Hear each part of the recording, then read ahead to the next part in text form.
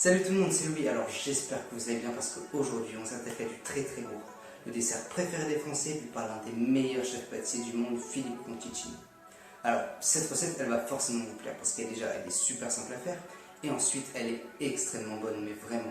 En fait, vous avez une pâte sucrée qui est aromatisée au citron vert. Ensuite, on étale une très fine couche de confit de citron. Donc ça, c'est une spécialité de Philippe Conticini. Pareil, c'est toute la différence au niveau de la tarte. Ensuite, on colle dessus une crème citron qui est très légère et qui est très peu beurrée. Et enfin, on termine par une meringue italienne aromatisée au citron vert. Allez, je vous laisse avec la recette.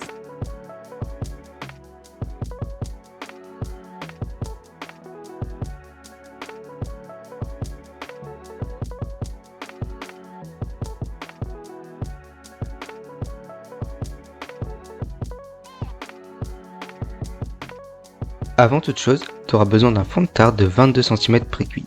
Pour ça, je te laisse cliquer en haut à droite pour voir ma vidéo concernant le sujet. C'est bon, ta pâte sucrée est prête? Tu vas alors pouvoir t'attaquer au confit de citron. C'est en fait du jus de citron réduit avec des zestes et du sucre. Pour ça, prépare 90 g de sucre, 170 g de jus de citron, 60 g de zeste de citron que tu prélèveras avec un économe en prenant soin de ne pas ôter la partie blanche qu'on appelle le zeste car elle est très amère. Mets d'abord tes zestes dans une casserole, couvre-les d'eau et place-les sur feu doux jusqu'à ébullition. On va ce qu'on appelle blanchir les zestes pour leur faire perdre leur amertume. Verse les zestes dans une passoire et rince-les abondamment. Répète cette opération encore 3 fois. C'est long, mais c'est important pour avoir un confit très parfumé et pas amer. Quand t'as fini, mets le jus, le sucre ainsi que tes zestes dans une casserole. Fais réduire le tout à feu doux pendant 30 à 40 minutes en mélangeant régulièrement. Une fois que le jus a réduit de moitié, mixe une première fois pour faciliter la cuisson. La cuisson est terminée lorsque le jus obtient cette belle couleur ambrée. Débarrasse-le alors dans un récipient étroit et mixe une nouvelle fois pendant 2 à 3 minutes. Chinoise le tout dans un bol. Tu verras, il va rester qu'une toute petite quantité de confit, mais c'est pile ce qu'il faut. Verse donc l'intégralité dans ton fond de tarte et lisse bien à l'aide d'une palette. La couche doit être très fine.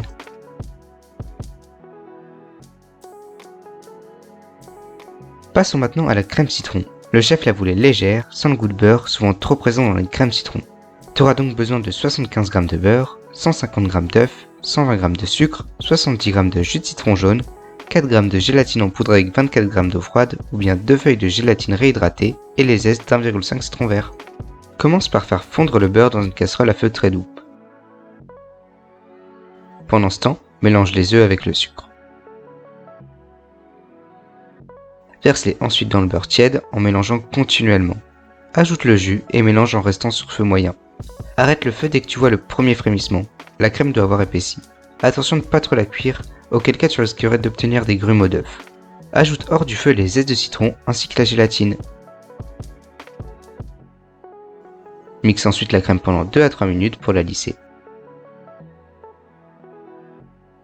Coule-la directement dans ton fond de tarte et lisse la surface à l'aide d'une petite palette. Tu peux aussi préparer ta crème la veille, la laisser au frigo, puis la remixer avant de la couler dans le fond de tarte.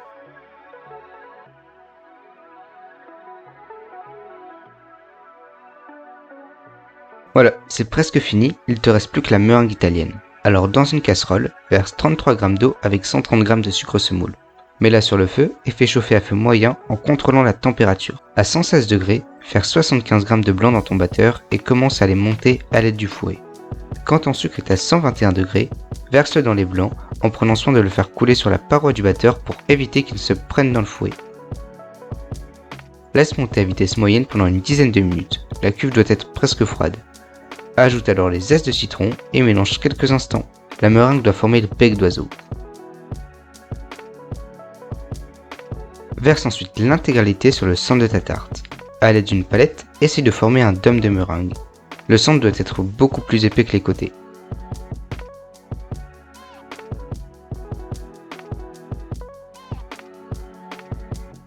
Fais ensuite une petite pointe sur le dessus, puis lisse les bords en passant ton doigt comme ceci. Place à l'étape satisfaisante maintenant. Brûle ta meringue à l'aide d'un chalumeau ou d'un décapeur thermique. Tu peux aussi la passer au four.